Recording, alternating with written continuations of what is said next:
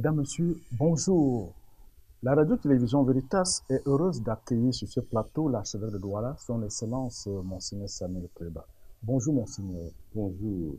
Nous vous remercions pour le temps que vous avez pu dégager malgré vos nombreuses activités pastorales pour répondre à notre invitation. Il s'agit pour nous donc de recueillir vos réflexions et vos enseignements sur ce qui fait l'actualité au Cameroun en ce moment. Une fois encore, bienvenue sur ce plateau, Monseigneur. Merci. Nous allons commencer cet entretien par les activités ecclésiales. Notamment, nous allons aborder le thème du synode de l'archidiocèse de Douala qui est Jeunes, venez et voyez. Il traduit la préoccupation de l'Église par rapport à l'avenir de plus en plus incertain des jeunes. Monseigneur, peut-on savoir ce que l'Église veut passer aux jeunes comme message aujourd'hui? Comme vous savez, lorsque nous regardons, nous constatons que notre population est très jeune. Est très jeune. Donc, en premier lieu, c'est à cette jeunesse que nous devons toujours nous adresser. Après le synode, n'est-ce pas, romain, sur les jeunes, nous avons estimé nécessaire d'organiser un synode diocésain sur, n'est-ce pas, le jeune, axé sur le jeune. Et justement, parce que dans notre contexte à nous, n'est-ce pas, les jeunes ont leurs problèmes particuliers ici. Lorsque nous regardons, considérons, n'est-ce pas, la vie de jeunes dans notre ville de Douala, beaucoup de jeunes sont dans la vie, je le répète encore, tous ceux qui viennent étudier, tous ceux qui sont nés dans cette ville, tous ceux qui viennent, tous ces jeunes qui viennent, n'est-ce pas, de tous les coins du Cameroun pour pouvoir se réaliser, ils sont tous ici. Alors maintenant, nous voulons, ce que nous avons voulu faire, c'est nous accompagner de manière particulière les jeunes qui sont dans notre ville et pouvoir répondre à leurs préoccupations, leur annoncer l'évangile, sans toutefois oublier, n'est-ce pas, les problèmes qu'ils rencontrent, surtout entrer dans la vie, se réaliser, trouver du travail et fonder une famille. Vous voyez, donc voilà pourquoi nous avons, n'est-ce pas, convoqué ce synode. Et là, ce que nous voulons, déjà, ce qui retient de ce que nous avons décidé, c'est vraiment être avec les jeunes, les écouter et marcher avec eux. Excellence, lors de votre méditation le 1er janvier 2022, Journée mondiale de la paix, vous avez dénoncé les facteurs qui poussent les jeunes à l'immigration clandestine à destination de l'Europe. Et les pasteurs de la province ecclésiastique de Douala-Réunion en Kwansamba sont encore revenus sur cette préoccupation. Que faut-il faire aujourd'hui pour convaincre les jeunes de ne pas tenter ces aventures incertaines et qui finissent toujours de façon dramatique? Mais comme je viens de le dire, c'est de Douala, la plupart du temps, que les jeunes partent en Europe à partir d'ici, puisqu'ils sont très très nombreux. Ça veut dire qu'ils sont là, mais ils n'ont pas de travail. Et chaque jour, ils cherchent à manger.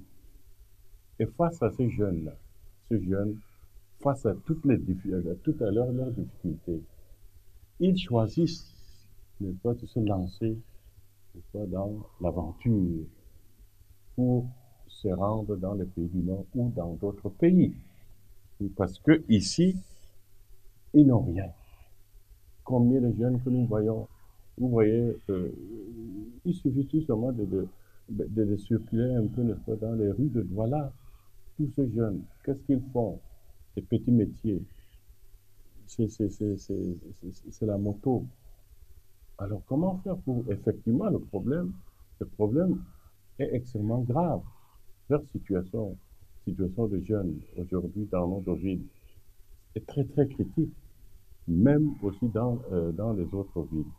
Je crois que la première des choses à faire, c'est donner une bonne formation, une bonne éducation à ces jeunes-là qui se présentent ici dans nos villes, un peu partout.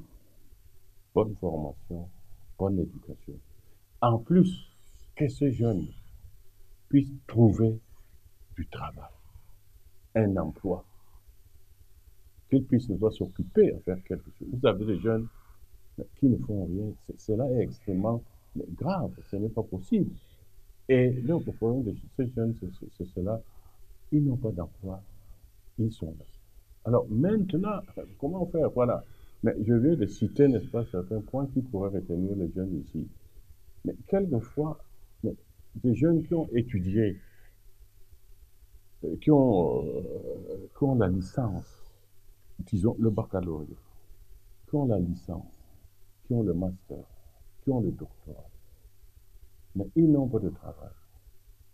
Nous devons nous interroger sur cette situation-là. Pourquoi ils n'ont pas de travail? Est-ce qu'ils ont été formés pour travailler? Je crois que tout le problème est là. Mais il faudrait maintenant, à ce niveau, revoir même, n'est-ce pas, notre système d'éducation pour former des jeunes capables de travailler. Tant que nous n'arriverons pas à cela, le problème des jeunes sera toujours là.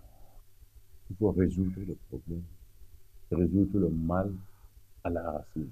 Cette préoccupation, il faut vraiment que nous puissions, n'est-ce pas, que le gouvernement, l'État camerounais s'attache à ce point-là et que chacun de nous, chaque Camerounais, considère réellement ce problème-là et puisse aller dans ce sens.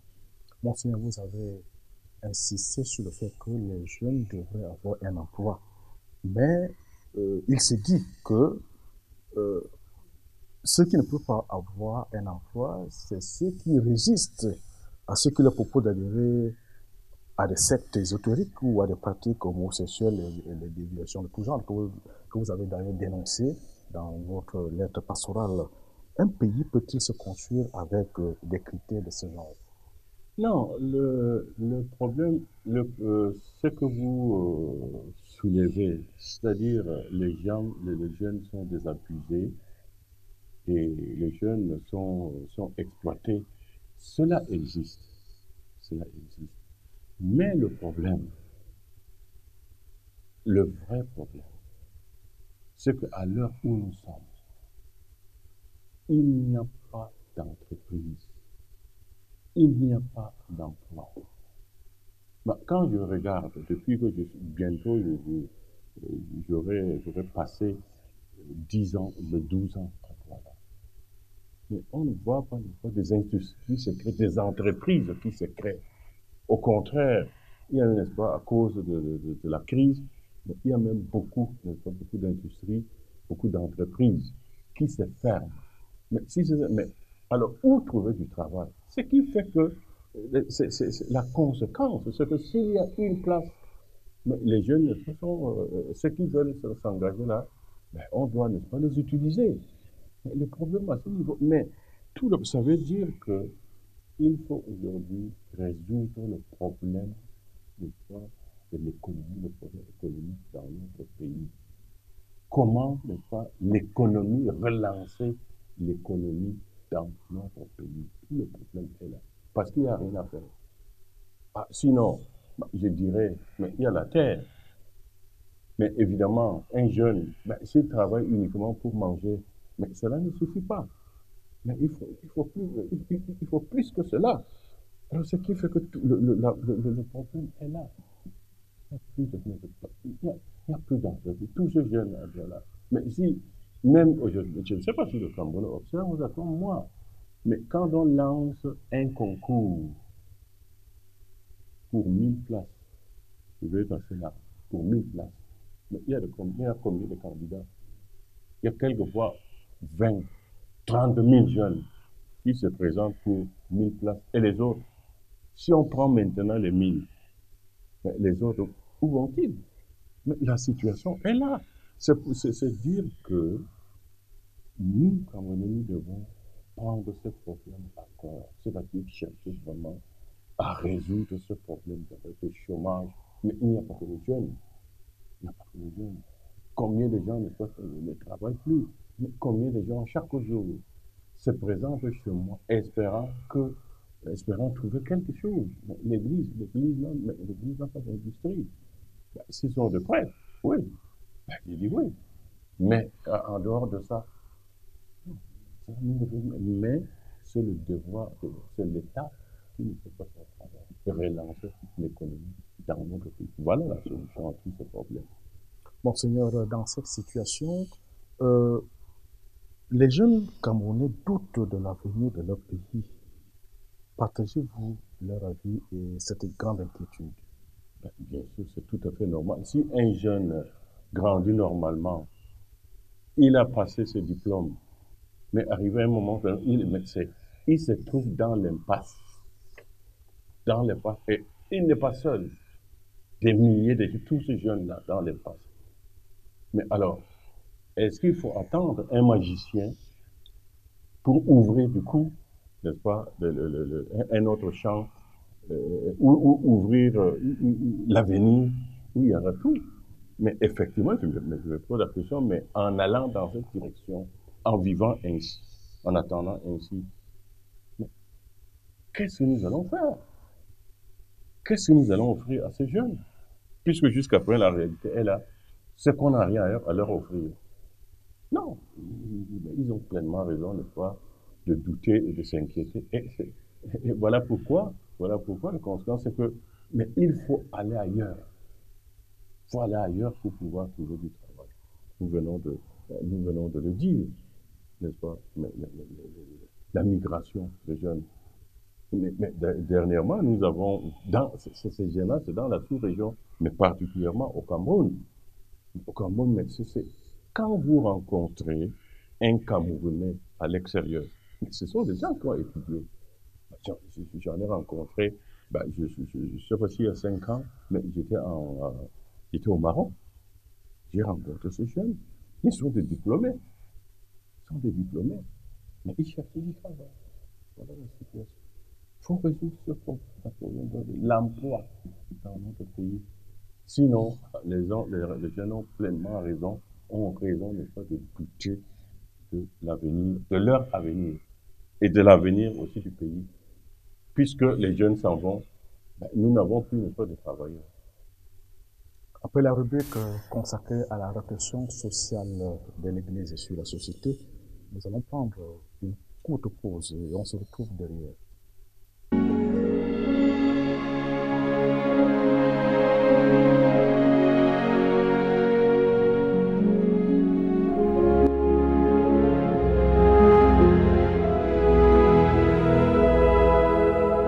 Excellence, nous allons continuer cet entretien et cette fois-ci nous allons parler de la crise sécuritaire au nord-ouest, au sud-ouest et à l'extrême nord où la paix n'est toujours pas revenue.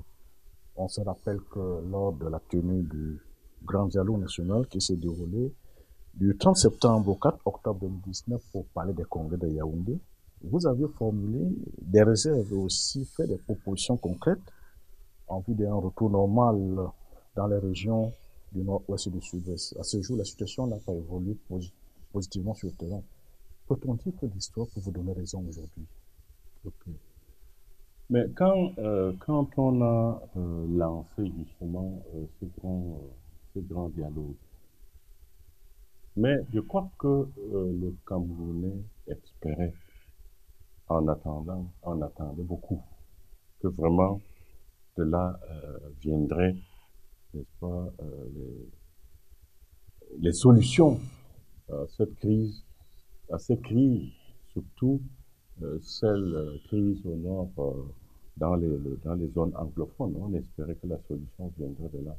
Mais malheureusement, selon mon sens, on n'a pas voulu, on n'a pas choisi les moyens nécessaires, les voies pour résoudre ces problèmes.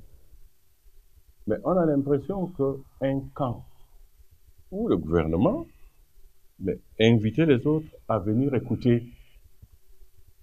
Mais voilà le problème. Mais aujourd'hui, on a dit, voilà, on a donné même, enfin, l'expression, je dirais même, faire réfléchir, oui, que le grand dialogue, que voilà, il y a quelque chose qui pourrait en sortir. Mais absolument rien. Rien n'est sorti. Et même le texte qu'on a écrit, les résolutions, ce texte-là, mais mais ça concernait déjà, n'est-ce pas, la décentralisation. Quoi, depuis 92 ou 94, le texte existait déjà. On a repris ce texte. Mais finalement, est-ce que est-ce qu'on se posait la question, est-ce qu'on a écouté tout le monde que voilà le problème qu'il faut résoudre, le problème qu'il faut résoudre. Mais on n'a pas abordé le problème, les vrais problèmes. Mais pourquoi, n'est-ce pas, nos frères, de la zone anglophone, n'est-ce pas, ont commencé à manifester, à résister, n'est-ce pas, ce que le gouvernement propose, mais c'est qu'ils ont des problèmes. Est-ce que leurs revendications ont été prises en compte, c'est-à-dire au moins se discuter et que chacun, à un niveau, est arrivé à se convaincre que voilà la voie que nous avons à suivre. Bah, pour moi, l'échec était là. Moi, j'ai donné j'ai donné mes propositions, comme tout Camerounais. Mais vous savez, ici au Cameroun, à ce niveau, à un moment donné, je suis une personne non grata au Cameroun. Non, non, non, non, non, non, je n'ai pas été convoqué à ce dialogue. Or, cette situation, depuis 2016, déjà, quand, n'est-ce pas, vers la fin 2016, quand les problèmes ont commencé, moi, j'étais le président de la conférence et mais j'ai tout suivi, tous ces problèmes. Plusieurs fois, je suis allé dans la zone, parler avec les gens. Mais les vrais problèmes sont là. Mais quand on parle de dialogue, on écoute tout le monde. Et ensemble, on arrive à un consensus. Mais ce n'est pas le cas sur Cameroun. Et c'est pour dire, en fait, ce dialogue-là n'a pas apporté la solution à nos problèmes. Excellence, il y a des préoccupations, parmi tant d'autres préoccupations, dans la situation sécuritaire au nord-ouest, au sud-ouest, c'est celle, on parle de la réinsertion des ex-combattants ambazoniens qui rencontrent beaucoup de difficultés sur le terrain. Si cela marche, est-ce que la situation, euh, pour, la situation pourrait-elle se compliquer sur le terrain? Mais si depuis 2016, ces jeunes dans la brousse, qui sont dans la brousse, mais ils sont là. Ils ne sont jamais revenus. Mais de plus en plus, je suis sûr que ces jeunes sont là et leur position devient de plus en plus radicale. Ils attendent quelque chose. Mais tant qu'on n'aura pas tenu compte de toutes ces revendications-là, non, rien ne pourra se faire. Je suis sûr que, mais il y a des gens, n'est-ce pas, qui vont les rejoindre. Et même tout à l'heure, j'ai oublié de mentionner ça. Après euh, après le dialogue, le grand dialogue, et je pose la question au cardinal. Il dit, mais au fond, vous avez participé à ce grand dialogue. Qu'est-ce que vous avez retenu? Donc, comment le problème a été résolu? Il dit lui-même, il doute. Lui-même, il doute. Ah, il dit peut-être le statut spécial. Mais le statut spécial, jusqu'à présent, a apporté quoi? Mais d'ailleurs, même on a peur même de mettre de l'accent sur cette histoire, parce que toutes les régions Ben, devrait, n'est-ce pas, toutes les régions, chaque région devrait réclamer un statut spécial, si ça apporte quelque chose de positif de développement. Parce que il y a des régions qui sont pauvres, qui n'ont rien. Mais voilà la situation. Mais on est face à des problèmes extrêmement graves, mais on ne prend pas le temps de réfléchir, de dire, OK, ne continuons pas dans cette direction-là. N'est-ce pas? Nous aurons plus de problèmes. C'est pourquoi ces jeunes-là, de plus en plus, mais ils sont en prison, on dit, ah, ils sont revenus, ils sont revenus. Non, je crois qu'il faut qu'on soit clair. Monseigneur, il y a une autre inquiétude qui se dégage de cette crise sécuritaire, c'est que l'Église est prise pour cible dans cette crise avec les enlèvements des religieux et parfois même les assassinats. Cette situation n'est-elle pas de nature à décourager l'Église catholique au Cameroun dans sa recherche de la paix concernant cette crise? Non, je crois que en aucun cas l'Église devrait, n'est-ce pas, se décourager. C'est notre mission. L'Église, même si elle souffre, elle doit tout faire pour la solution. C'est ce que nous sommes en train de vivre. Et nous, en tant que, disons, fidèles catholiques, nous devons tout faire. Nous, en particulier, quand on prend les prêtres, on prend les religieux, on prend les évêques, mais je crois que nous devons encore faire plus pour ne pas pouvoir apporter les solutions qu'il faut à cette Église. Au contraire, ces agissements ou bien les actions, n'est-ce pas, les actions que mènent, n'est-ce pas, ces combattants, en aucun cas ne pourront, n'est-ce pas, décourager l'Église, n'est-ce pas, de travailler en faveur de la paix. Même si cela, même si c'est au prix de nos vies, on est prêt à le faire. On doit être toujours prêt à le faire. Excellence, au regard de la situation sur le terrain, est-il encore nécessaire aujourd'hui d'organiser notre dialogue, soit un grand dialogue, comme cela avait été dit avant, ou alors mettre tout simplement en application les résolutions de ce grand dialogue? Qu'est-ce qui est essentiel à l'heure actuelle? Mais je viens de le dire. Mais s'il faut reprendre ce même dialogue avec ce qui a été fait, mais ça ne vaut pas la peine. Ça a été un échec. Mais si on veut réellement, si on veut vraiment résoudre ce problème, il faut que le Camerounais accepte de s'asseoir. Que quelqu'un ne vienne pas en disant, OK, moi, maintenant, je suis bien placé, je dois défendre ceci, je dois défendre cela, parce que désormais, c'est ma vie. Mais chacun doit se mettre en question que, OK, que ce soit le régime, que ce soit le gouvernement, que chacun se dise, mais au fond, quelle est la solution que nous devons ne pas adopter? Et chacun accepte et tous ensemble, nous parlons, nous discutons, nous Camerounais. Mais organiser le dialogue comme le grand dialogue, ça nous apportera, ça nous apportera absolument rien, absolument rien. Donc, il faudrait maintenant que tout le monde reconnaisse que c'est après cette période de siècle-là, il faudrait recommencer quelque chose. Et ce qui est grave, vous voyez tout ce qui est en train de se faire. Notre pays, notre pays s'appauvrit de jour en jour. Les dépenses qu'on utilise pour la sécurité, n'est-ce pas, pour entretenir, n'est-ce pas, l'armée, pour descendre ceci, pour aller là. Mais vous voyez combien, n'est-ce pas, mais maintenant, mais tout ce qui est développement en faveur de la population est abandonné. Mais tout est consacré, n'est-ce pas, à la défense. Mais pendant combien de temps nous allons continuer avec ce style-là? Et que deviendra, n'est-ce pas, le pays depuis quelques années? Mais tout est, l'économie s'est arrêtée à cause de cette guerre-là. Et tout ce qui se faisait, n'est-ce pas, dans la zone anglophone, rien ne se fait plus. Mais ça veut dire que cette crise-là, aujourd'hui, touche tous les Camerounais. Il est urgent de faire quelque chose pour résoudre ce problème.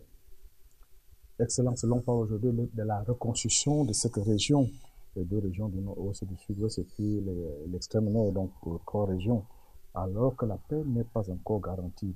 Peut-on véritablement reconstruire dans un contexte d'insécurité? Mais je crois que, je ne sais même pas si la question mérite même d'être posée. Mais il faut tout simplement qu'on regarde.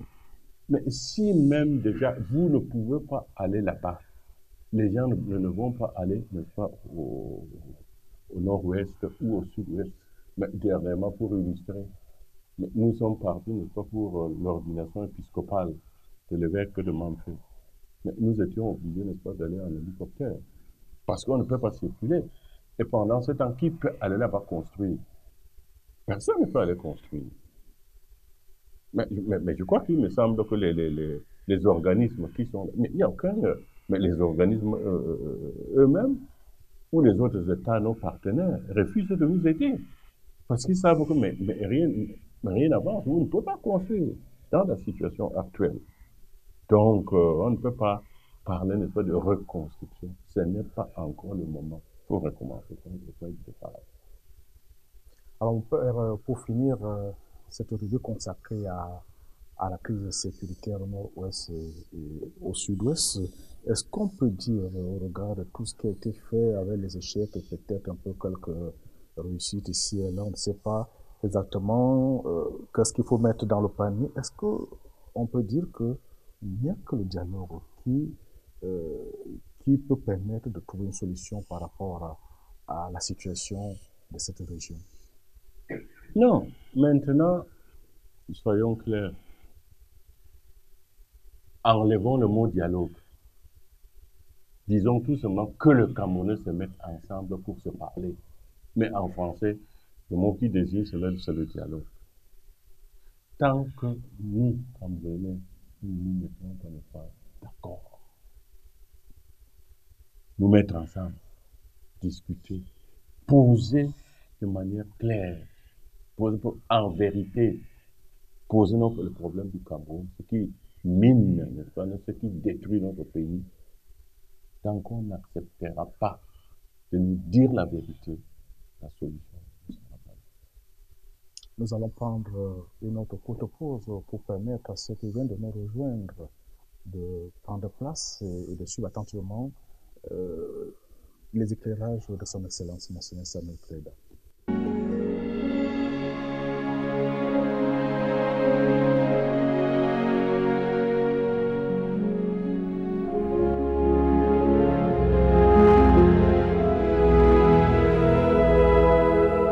Sur ce plateau Excellence, nous allons maintenant aborder le volet socio-politique de notre pays.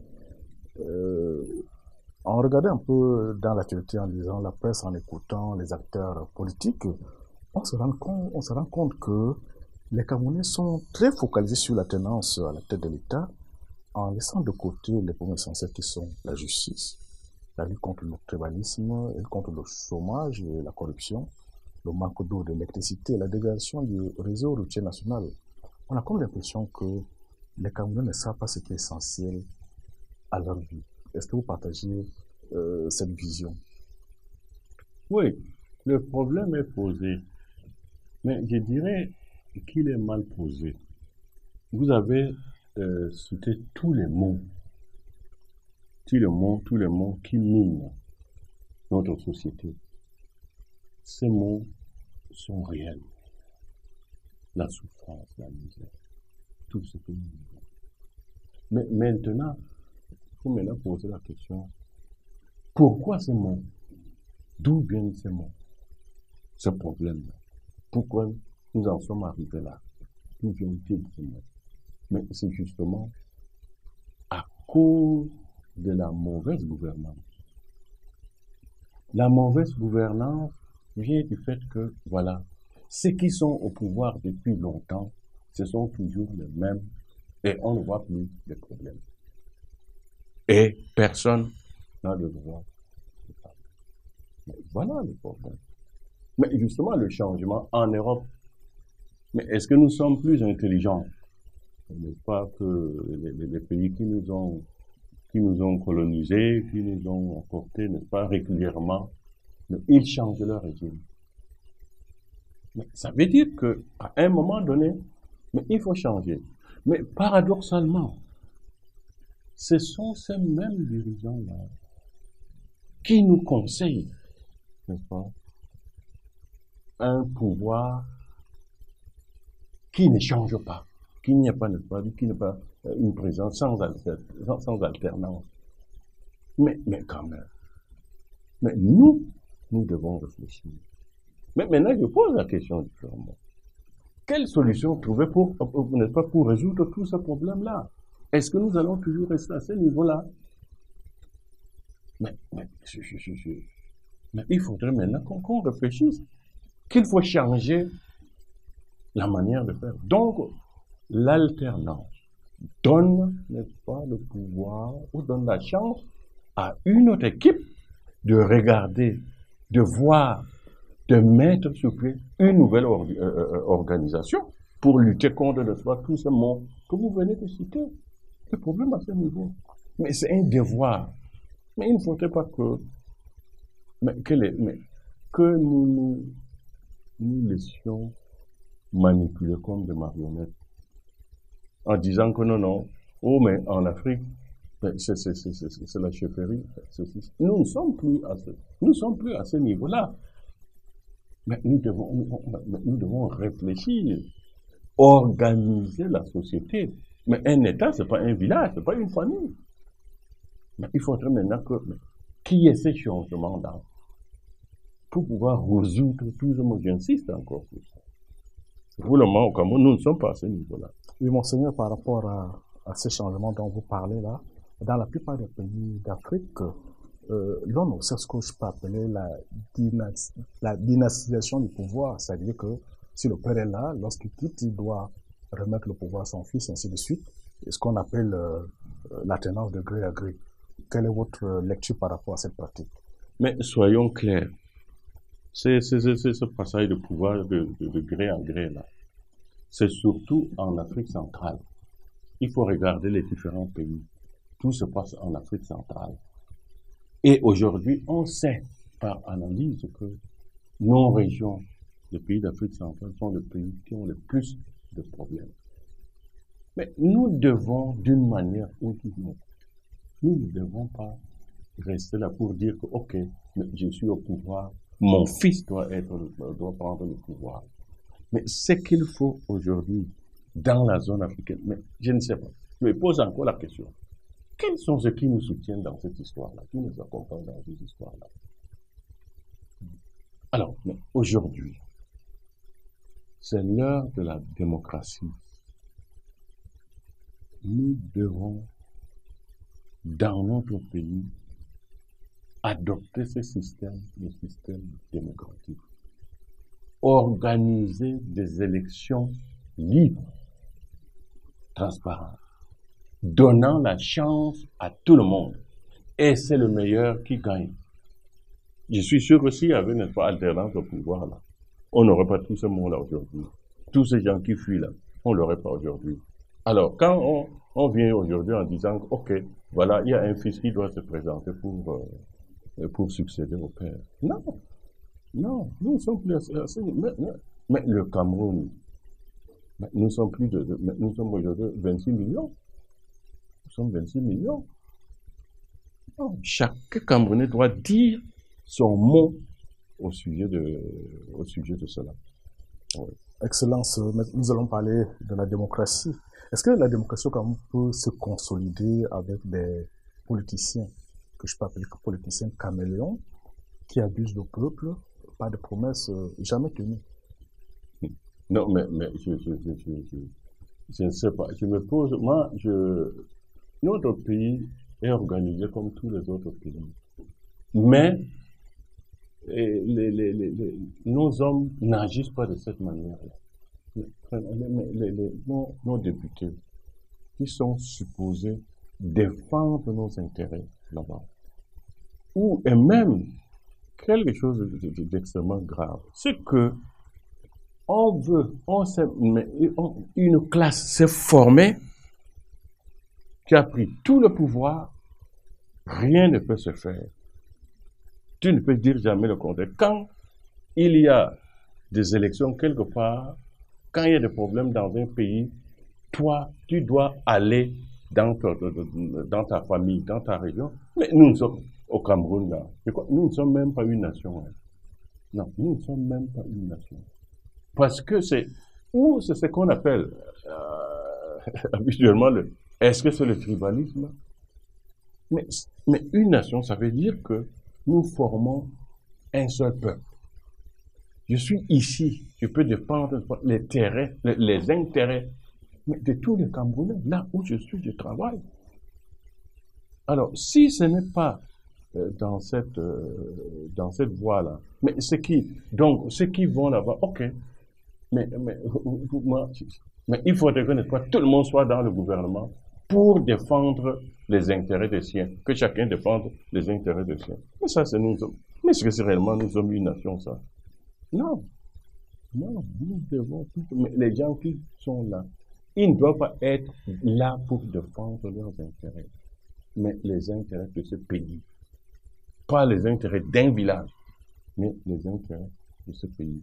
Mais si quelqu'un a été nommé ministre, il a été nommé ceci ou cela, non, il doit porter dans son cœur le pays. Mais espérons. Mais s'il y a des consultations, s'il y a de ceci, des élections, mais pourquoi quelqu'un, qui est un ministre du Nord, pourquoi on l'enlèverait pas, n'est-ce pas, faire campagne sur les militaires? Puisqu'il est là pour travailler pour tous les pays.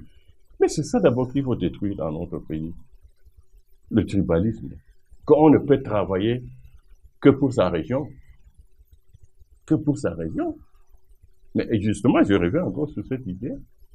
Et quand on ne m'a pas pris là-bas, je ne suis pas allé à leur fameux dialogue là, mais c'est parce qu'on dit non, qu'est-ce que j'ai à dire? Je ne suis pas de Douala. Non, je ne peux rien faire pour les gens de Douala. Vraiment. Je crois que nous sommes très bas. Il faut qu'on relève, mais qu'on considère un peu notre dignité. Excellence, on constate aussi que dans la vie politique, la démocratie par l'affrontement a pris le dessus sur la démocratie par le dialogue. Et pourtant, le dialogue est un élément essentiel de la démocratie. Mais bien sûr, parce que si on parle de démocratie, ça veut dire que on est capable d'écouter tout le monde. On est capable de dialoguer. Ce n'est pas par la violence qu'on peut arriver, n'est-ce pas, à développer notre pays. Non, mais c'est quand on s'écoute qu'on peut arriver à faire quelque chose. Excellence, nous allons continuer par ce point de vue. Nous sommes toujours dans la politique au Cameroun, qui aussi se caractérise par l'intolérance et la violence verbale ou épistolaire des acteurs. Et dans le contexte de notre pays, décrire les actes de mauvaise gouvernance ou faire des suggestions aux gouvernants est souvent réprimé par des détentions arbitraires, soit par des condamnations. Le Cameroun peut-il avancer dans un tel climat? Mais justement, j'ai l'impression qu'on a instauré une dictature. Vous ne pouvez absolument rien dire, même vous ne pouvez même pas réclamer votre droit, sinon vous êtes condamné. Mais je voulais faire comprendre quand même que l'opposition ne constitue pas un danger. Je crois que dans les pays démocratiques, dans les pays civilisés, mais l'opposition est nécessaire. Et l'opposition n'est pas là pour détruire. L'opposition a le pouvoir de contrôler ce que le gouvernement fait. Mais donc, l'opposition peut manifester. Mais ici au Cameroun, aujourd'hui, il est interdit de manifester. Si tu sors dans la rue là, mais on te traque en but pour toi, hein, mais on t'amène en prison. Non seulement là, tu es jugé pas par le tribunal civil, mais le tribunal militaire. Nous sommes arrivés à ce niveau. Je ne sais pas si les Camerounais se rendent compte de ça. Et justement, il y a une loi qui a été votée en 2014. Je vous lis là, souvent, je voudrais que les Camerounais eux-mêmes aillent lire ce texte-là. la loi numéro 214-28 du 23 décembre 2014 portant répression des actes de terrorisme. Mais c'est sûr que dans notre pays, à partir de la secte Boko Haram, on peut parler de terrorisme. Mais je crois qu'à partir de là, on a étendu, pas l'expression, on a appliqué l'expression à tous les Camerounais. C'est ce que ce texte dit, que même si tu fais un petit geste, tu deviens terroriste. Mais ce que les Camerounais ne savent pas, que aujourd'hui là, en lisant bien ce texte-là, tous les Camerounais sont devenus des terroristes dans leur propre pays, au vu de cette loi-là. Mais il faut qu'ils lisent bien cette loi, que les Camerounais lisent bien cette loi. Alors, mais la question que je me pose, c'est comment on a pu adopter, n'est-ce pas, un tel texte. Je crois que quand à l'Assemblée, quand ce texte était débattu, j'avais donné une conférence. Non, j'avais donné une interview. Je ne sais plus dans quel journal elle a été publiée. J'avais clairement demandé aux Camerounais de faire très attention à ces textes-là. Si ces textes-là passent, c'est très dangereux. Il n'y a plus de liberté. Il n'y a plus de démocratie. Et le texte est passé. Le texte a été voté. Et jusqu'à présent, mais quand quelqu'un descend dans la rue, même s'il lève les bras, on dit, ok, voilà le terrorisme. Quand quelqu'un fait ceci, mais cette loi-là doit être supprimée, enlevée. Cette loi doit être enlevée. Si les Camerounais comprennent bien le sens de ce texte-là. Mais nous, dans un pays qui se dit démocratique, appliquer un tel texte. Mais nous sommes des prisonniers chez nous. Non, au Cameroun, là, nous sommes des prisonniers. Mais quelquefois, mais il y a une expression. Quelquefois, on dit, ok, au Cameroun, il y a des moutons.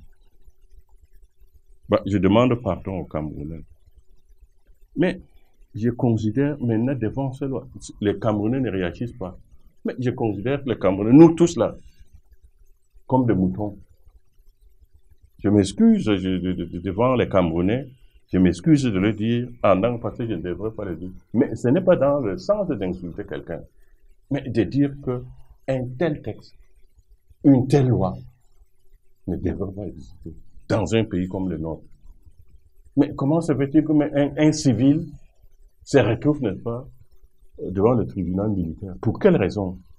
Mais on dit que c'est ça. Mais les militaires font quoi là-dedans? Mais évidemment, mais quand tu es jugé par les militaires, on imagine les conséquences. Mais la mort n'est plus loin. Mais voilà ce que nous vivons. Et nous sommes tranquilles. Okay. Excellence, nous allons passer de la restriction des libertés à l'économie. En parlant de la loi de finances pour l'exercice 2023 qui annonce l'augmentation de tarifs d'un certain nombre de documents administratifs et des procédures. Et pendant ce temps, les denrées de première nécessité ne cessent d'augmenter au marché. La vie chère peut-elle avoir des répercussions dans la société et les familles? Non, mais je crois que mais je crois qu'au Cameroun, je ne sais pas si on le fait sciemment ou pas. L'économie d'un pays ne repose pas, ou bien n'est pas fondée sur les impôts. Les impôts ne peuvent pas développer un pays. Ça, il faut qu'on le comprenne une fois. Si réellement nous avons des problèmes, nous n'avons pas d'argent, mais il faut qu'on produise, qu'on développe l'économie. Mais ce qui fait que, à l'heure où nous sommes, mais le Cameroun n'exporte presque rien. Et on attend tout simplement, quand tu veux venir, quelqu'un veut venir une aiguille, il faut qu'il paye tant. Non, parce que les textes de l'État sont... Les caisses de l'État ne répondent plus. Mais, mais normalement, pour répondre à cela, il faut que nous nous mettions au travail. Nous produisions. Et nous avons la possibilité de produire. Mais je prends par exemple l'exemple du riz. Qu'aujourd'hui, pour manger du riz, mais tu manges du riz étranger. Mais qu'est-ce qui nous empêche, puisque ça se faisait? Nous avons, n'est-ce pas, des rizières, des zones où on produisait du riz en grande quantité pour le Cameroun. Je cite l'exemple de Kouyapo. Ici, n'est-ce pas, dans le Mungo. On produisait du riz. On a abandonné tout cela pour dépendre de l'extérieur. Pour dépendre de l'extérieur. Mais alors, au moins, nous sommes un pays agricole. Développons l'agriculture. Mais les minéraux, mais nous en avons. Quels sont ceux qui exploitent ces minéraux? Non, pas des Camerounais. Des gens venus d'ailleurs. Et tout l'argent, tout l'intérêt va aller. Est-ce que, mais nous ne pouvons pas dire, mais attention, nous, faisons attention. Essayons, n'est-ce pas, de nous développer, nous aussi. Non, personne n'y pense. Voilà ce que nous vivons. Alors, mais en augmentant les taxes, mais quand les gens n'auront plus à manger, mais j'ai peur que les troubles de 2008 reviennent. Parce qu'en 2000, j'étais déjà ici. Je venais d'arriver, puisque ça a eu lieu en janvier. Je venais d'arriver. Ça risque, non, parce que quand quelqu'un a faim, mais il ne restera pas toujours à la maison. Ben, il va aller, n'est-ce pas, arracher quelque chose à manger en ville. Oh, on va dire que c'est un touriste, oui. C'est facile à dire. Monseigneur, vous venez de formuler un certain nombre de critiques. Et très généralement dans notre pays, quand un pasteur comme vous, lorsque vous critiquez le pouvoir, on vous taxe d'opposants, comme cela avait été le cas avec son éminence, le cas avec Saint-Thomas à son âme.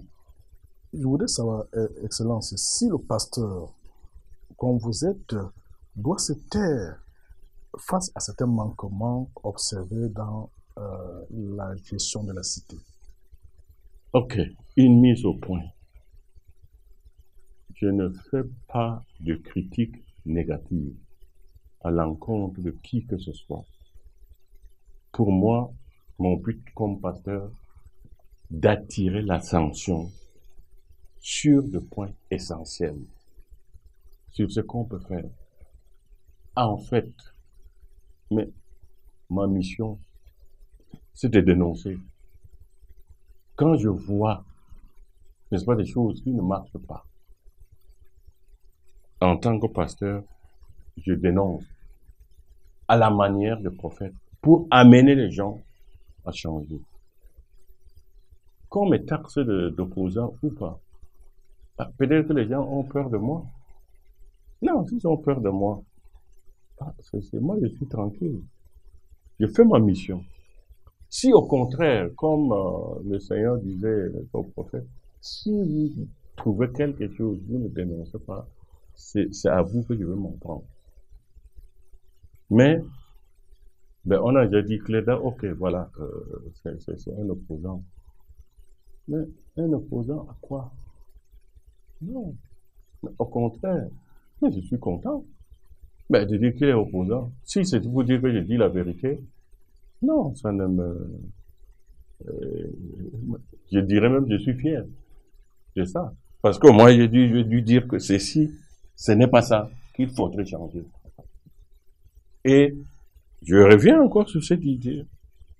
L'opposant n'est pas un ennemi. Au contraire, l'opposant veut ton bien.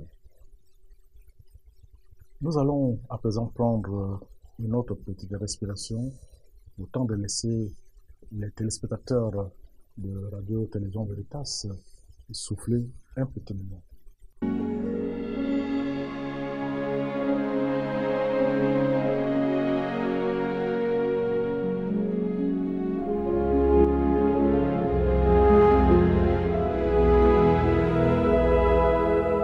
Retour sur ce plateau Nous allons continuer cet entretien avec son Excellence, Monseigneur Samuel Keda, archevêque de Douala.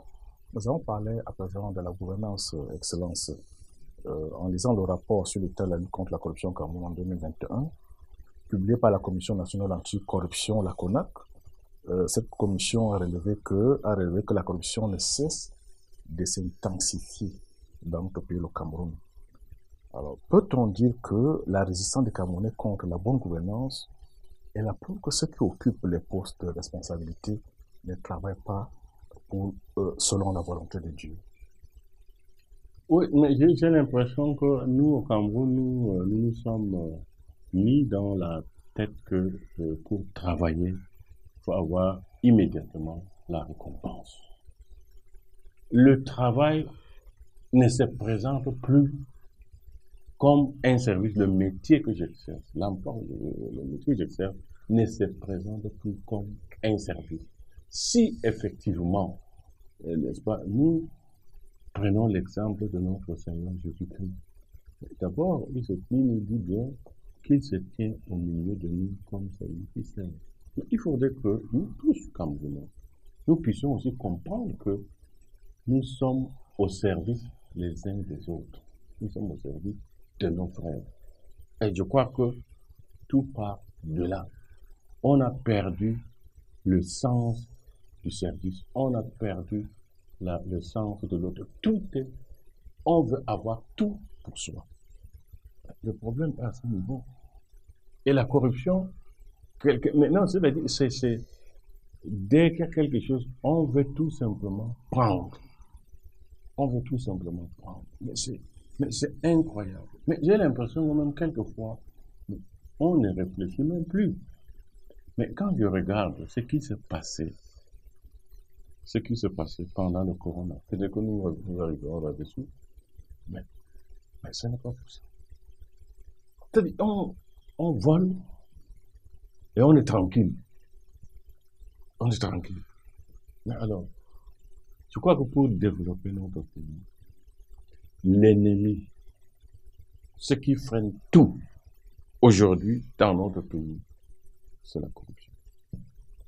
Tant qu'on n'arrivera pas à mettre fin à cela, nous ne pouvons pas, notre pays, nous ne pouvons pas développer notre pays. Mettre fin à cela. Mais au moins que les chrétiens fassent attention. Si au moins déjà comme tous les chrétiens, si tous les chrétiens disaient non à la corruption, quelque chose changerait. Et là, ici, il faut seulement formuler une prière. Le Seigneur nous aide dans ce sens-là, pour nous libérer de ces malins qui en nous, qui nous poussent, n'est-ce pas, à exploiter les autres. Monseigneur, vous étiez en tournée en visite pastorale le 17 et 18 novembre 2022 à la paroisse Holy Trinity de l'archidiocèse de Douala. Et vous avez enseigné ce jour que la gouvernance doit être faite à la lumière de la royauté du Christ. Que peuvent retenir ceux qui gouvernent notre pays de l'exemple du Christ dans le service de la cité? Okay. Mais je crois, si réellement nous prenons l'exemple de Christ, nous pouvons penser que cela est impossible. Mais cela n'est pas impossible, cela est possible. Si nous sommes des chrétiens, nous pouvons, n'est-ce pas, gouverner comme le Christ. Mais le Christ, qu'est-ce qu'il a fait? Il a d'abord donné sa vie pour nous. Il est mort pour nous. Et de manière concrète, il nous a montré qu'il est là, il est venu pour être à notre service. Mais qu'est-ce qu'il faisait? Il parlerait ainsi, mais il sort le matin. Il trouve les gens qui ont faim, il leur donne à manger. Il trouve de malades, il les guérit. Mais il est là, totalement donné aux autres. Et même les gens qui étaient autour de lui, ses disciples, il acceptait de leur laver les pieds pour montrer que d'abord il est chef, mais le chef c'est lui qui sert. Et que c'est un exemple qu'il donne à ses disciples pour qu'ils aillent aussi laver les pieds de leurs frères. Mais c'est cela que nous avons à faire. Et surtout, mais c'est lui qui exerce un pouvoir. C'est pas quelqu'un qui est là, qui prend, qui dit tout est à mon service, tout le monde est à mon service, et je ne suis au service de personne. Non, ce n'est pas ça. Mais nous, les chrétiens, comment imitons Jésus-Christ? Fixons notre regard sur lui, et c'est lui qui peut nous indiquer, n'est-ce pas, le chemin que nous avons à suivre. Nous allons prendre notre dernière pause pour aborder la dernière partie de cet entretien qui porte sur la crise de Covid-19.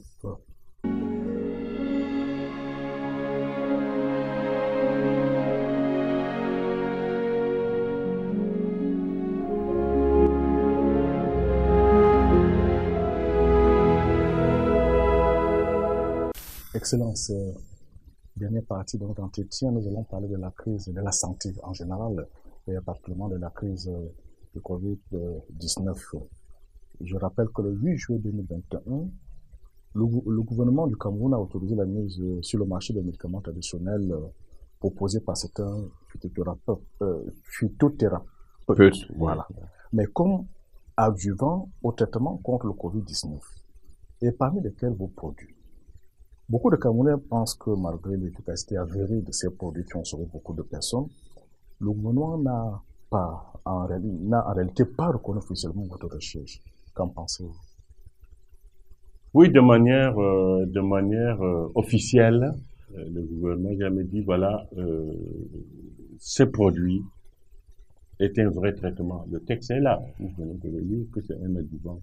Alors d'abord, la question que je me pose, parce qu'en partant de la définition du mot adjuvant, ça veut dire que c'est un produit qui vient s'ajouter à un vrai traitement. Alors, mais il n'y a pas de vrai traitement. Et nous le savons aujourd'hui, enfin nous le savons dès le début, puisque c'est moi qui ai mis au point ce protocole, mais le traitement est efficace à 100% contre le coronavirus. Donc, il n'y a pas un autre traitement. Alors, le gouvernement n'a pas reconnu qu'il y a un traitement à 100%, mais cependant, les Camerounais, où aujourd'hui le monde entier reconnaît que ce produit-là, ce traitement proposé est efficace à 100% contre le coronavirus. Et je crois que c'est l'essentiel. Au moment même où on discutait s'il fallait ceci, c'est tous les Camerounais, ceux qui pouvaient mettre là, ceux qui pouvaient avoir ces produits, chacun le prenait. Aujourd'hui, les gens demandent le produit. Alors, pour moi, vous savez, je ne cherche pas tant à ce que je sois connu, ceci, que je sois une vedette. Ce n'est pas ça que je cherche. Lorsque j'ai commencé à étudier les plantes, c'est pour rendre service. C'était pour soigner des enfants qui m'étaient confiés. Mais je le soignais. C'est en partant, c'est pour être utile. C'est pas pour être une vedette. Donc, c'est adjuvant, mais il reste n'est pas au Camerounais d'apprécier qu'il convient tranquillement, n'est pas de prendre le produit. Bon, ça, je rappelle aussi que dans le même contexte, le 25 mai 2020, vous avez été reçu par le Premier ministre Joseph Dion Ngouté, qui vous avait exprimé le soutien du président de la République, son Excellence Paul Biya. Et le 25 juin 2020, vous avez été reçu à l'Assemblée nationale par les députés au cours d'une séance plénière spéciale sur la médecine traditionnelle, notamment sur votre apport dans la lutte contre le coronavirus. À quoi ont servi donc toutes ces rencontres si votre produit n'a pas reçu la considération qui convenait? Oui, pas de manière officielle. Mais tous les Camerounais ont reconnu le produit puisque tout le monde le prenait. Tout le monde le prenait. Donc, mais les gens, partout nous avons les gens demandaient. Les gens demandaient. Mais c'est au niveau interne, je crois que le produit a été reconnu par tout le monde. Puisque le Premier ministre m'a reconnu, m'a accueilli, m'a reçu au nom du président de la République. Ok. Un député a été envoyé pour venir me rencontrer, pour que je vienne leur parler de la phytothérapie. Mais je crois que cela a été une reconnaissance. Ça, il faut le dire. Même si le produit n'a pas été, n'est-ce pas, présenté au monde entier, mais je dirais que le Cameroun a bien reconnu le produit. Bah, je dirais que nous sommes dans un contexte où nous devons chercher à marcher. D'autres ceux qui nous gouvernent, ils doivent, n'est-ce pas, ils ont leurs critères d'appréciation des choses. Ah, ça, je n'entre pas dans ce détail-là. Mais je sais que aujourd'hui, et je suis fier de cela, que la phytothérapie a retrouvé sa place dans, n'est-ce pas, dans le traitement, n'est-ce pas, de maladies. Ça, au moins, c'est aujourd'hui. Et même beaucoup de gens le disent. Mais seulement, même si jusqu'à présent, la phytothérapie n'est pas le traitement par le vent, n'est pas enseigné, n'est-ce pas, dans nos universités encore, il faudrait qu'on arrive à ça. Et qu'on arrive à cela. Et je suis convaincu que c'est par là que nous pouvons, n'est-ce pas, occuper de nos malades. Pourquoi ne pas? Je crois justement, quand j'étais à l'Assemblée, je dis, mais la seule voie pour que la phytothérapie, n'est-ce pas, entre, n'est-ce pas, dans le traitement, dans le traitement des différentes maladies, c'est qu'elle soit cette science, le plan de soit enseigné dans nos écoles de médecine. J'ai demandé justement aux députés que cela dépend d'eux, puisque c'est eux qui votent les lois, peuvent voter une loi, n'est-ce pas, que l'enseignement, n'est-ce pas, le plan de médicinal, n'est-ce pas, soit dispensé, mais dans nos écoles. Oui, monseigneur, vous l'avez déjà dit, vous avez dit tout à l'heure que vous ne vous êtes pas lancé dans la phytothérapie pour être une vedette mondiale. Alors, est-ce que cette attitude du gouvernement est-elle de nature à vous décourager par rapport à tout ce travail que vous faites pour sauver les Camerounais? Pour moi, ça a été une distraction. C'est-à-dire, je ne peux pas m'en passer. Quand on a déjà, disons, parlons ainsi, quand j'ai lu un livre de théologie, un livre de Bible, un livre de Jésus, j'ai entendu prier, mais il faut trouver un moment de distraction. Mais je me mets dans le plan. C'est très intéressant à lire, à lire les plantes. Et je continue. Jusqu'à présent, je continue. Mais je dis ceci, ça me paraît très sérieux. Il est encore temps pour nous, en Afrique, de nous intéresser à la phytothérapie. Nous avons encore nos guérisseurs qui ont des recettes efficaces. Il faudrait que nous fassions tout pour recueillir ces recettes-là. C'est-à-dire connaître ces plantes médicinales et pouvoir les appliquer. Et il y en a. Jusqu'à présent, je connais pendant 7 ans, je commençais vraiment à m'intéresser, n'est-ce pas, à la phytothérapie Baka, les pygmées. Mais ils ont de ces recettes. Mais ils savent comment soigner. Mais malheureusement, après, ça c'est la volonté du Seigneur, j'ai été envoyé ici à Douala. Mais jusqu'à présent, cette richesse-là, nous avons des universités. Mais je n'ai encore vu aucune étude, n'est-ce pas, faite sur la phytothérapie Baka au Cameroun. Peut-être que c'est ce dernier jour, mais sinon, il n'y en a pas encore. Et les Baka aussi sont en train de quitter la forêt Et nous risquons de perdre toute cette richesse. Toute cette richesse. Donc, il est temps, mais c'est un cri que je lance à nos hommes de science, qu'ils se mettent au travail. Parce que ce qui est intéressant, mais c'est sûr qu'on cherche l'argent. Mais l'argent n'est pas tout. Mais aussi il y a la joie d'avoir apporté quelque chose, n'est-ce pas, pour le progrès de l'humanité. C'est cela que nous devons faire aujourd'hui. Mais et je continuerai, qu'on reconnaisse ou qu'on ne reconnaisse pas, ça va même encore, ça va même encore donner davantage de courage pour avancer. Monseigneur, vous avez déclaré au plus fort de cette crise sanitaire que les Camerounais ne peuvent plus mourir de coronavirus, en vous basant bien sûr sur votre traitement. Est-ce que à ce jour d'aujourd'hui, par rapport aux félicitations qui frappent à la porte de l'archevêché de Douala, est-ce que cette maladie demeure encore une menace pour les populations? Non. Ici au Cameroun, il n'y a plus de corona. Non. Au Cameroun, il n'y a plus de Covid-19. Non, au Cameroun, il n'y en a plus. Mais s'il y en a, mais c'est tout à fait normal. Si quelqu'un attrape une grippe qui vraiment de manière un peu plus forte, qu'il prenne le produit, il est soigné. Mais le paludisme existe depuis longtemps. Mais nous sommes là.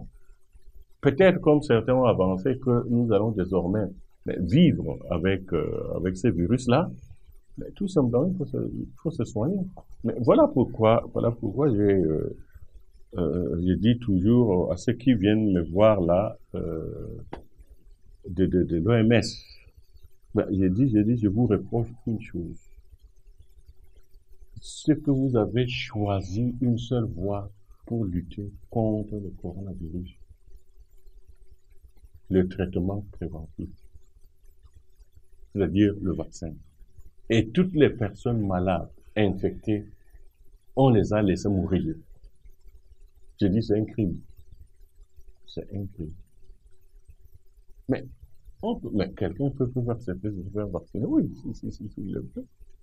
Mais maintenant, est-ce qu'on va passer l'humanité, tous les hommes, vont passer toute leur vie à prendre du vaccin contre le coronavirus? Ceci c'est contre la grippe, mais si nous sommes malades, nous prenons un traitement. Donc, à l'heure où nous sommes, nous devons aller travailler dans ce sens. Développer le traitement ou les traitements contre le coronavirus, que quelqu'un malade qui prenne son produit et il est. Excellence, pour conclure cet entretien, je vous pose une dernière question. Quelles leçons retenez-vous de cette crise sanitaire du coronavirus et comment, dans l'avenir, le Cameroun devrait s'organiser pour aborder et gérer les problèmes de santé des Camerounais? Non, mais je crois, voilà le problème s'il faut insister sur le problème de coronavirus. J'ai l'impression qu'au Cameroun, nous avons manqué une chance. Parce que pendant 2 ans, presque 3 ans, on ne pouvait pas sortir. Même si vous êtes malade. Non, vous n'aviez pas, aucun pays ne pouvait vous recevoir. Il fallait que nous puissions nous soigner ici au pays. Alors là, je tire une leçon. Que maintenant, s'il y a une deuxième Covid qui arrive, mais il ne faudrait plus qui nous trouve, n'est-ce pas, dans la même situation, où nous dépendons toujours de l'extérieur. Donc, le coronavirus devait être mis à profit, c'est-à-dire tirer les leçons pour développer, n'est-ce pas, nos structures sanitaires. Relever, n'est-ce pas, construire des hôpitaux. Étant donné qu'il y a eu beaucoup d'argent, malheureusement, qui a été mal géré. C'est encore le problème de la corruption, puisque c'est quand même curieux. Mais les gens se sont retrouvés, ils se sont partagés l'argent. Un ministère de donner des décisions que nous construisons des hôpitaux dans tous les villages, dans toutes les villes, que prochainement nous ne cherchions plus toujours à courir, à aller en Europe. Mais on n'a pas profité de ça. J'espère que pour ma prière ou ma demande, est que ceux qui ont pris des milliards et des milliards, là, qu'ils les remettent et qu'on construise des hôpitaux, qu'on résolve le problème le problème de santé des Camerounais. C'est cela que nous avons connu de faire. Voilà. Fin de cet entretien. Merci infiniment, Excellence Monseigneur Sanokeda, pour les enseignements et les analyses que vous venez de partager avec les téléspectateurs de Radio-Télévision Veritas. Nous vous souhaitons déjà, par anticipation, une bonne fête de la Nativité de notre Seigneur Jésus-Christ. Ok, merci. Moi, j'ai encore le temps, je le dis, mais j'ai encore le temps de le faire. Merci de rester fidèle au programme de la Radio-Télévision Veritas. Et très bonne journée.